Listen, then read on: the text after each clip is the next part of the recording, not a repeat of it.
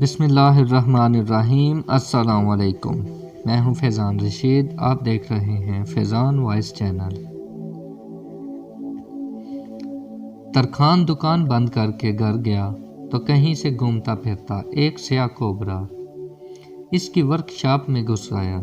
یہاں بظاہر تو ناگ کی دلچسپی کی کوئی چیز نہیں تھی، پھر بھی ادھر سے ادھر اور اوپر سے نیچے جائزہ لیتا پھر رہا تھا کہ اس کا دڑ وہاں موجود ایک آری سے ٹکرا کر بہت معمولی سا زخمی ہو گیا۔ گھبراہٹ میں ناگ نے پلٹ کر آری پر پوری قوت سے ڈنگ مارا۔ فولادی آری پر زور سے لگے ڈنگ نے آری کا کیا بگاڑنا تھا، الٹا ناگ کے منہ سے خون بہنا شروع ہو گیا۔ اس بار غصے اور تکبر میں ناگ نے اپنی سوچ کے مطابق آری کے گرد لپٹ کر اسے جکڑ کر اور دم گھونٹ کر مارنے کی پوری کوشش کر ڈالی۔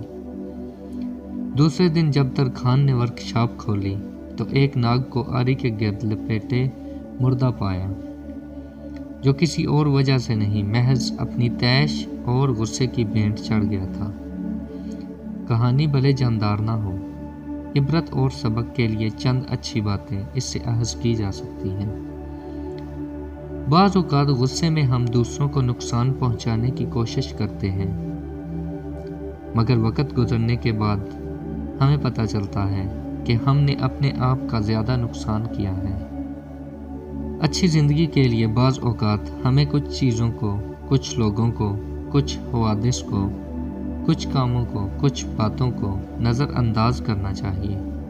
ضروری نہیں کہ ہم ہر عمل کا ایک رد عمل دکھائیں۔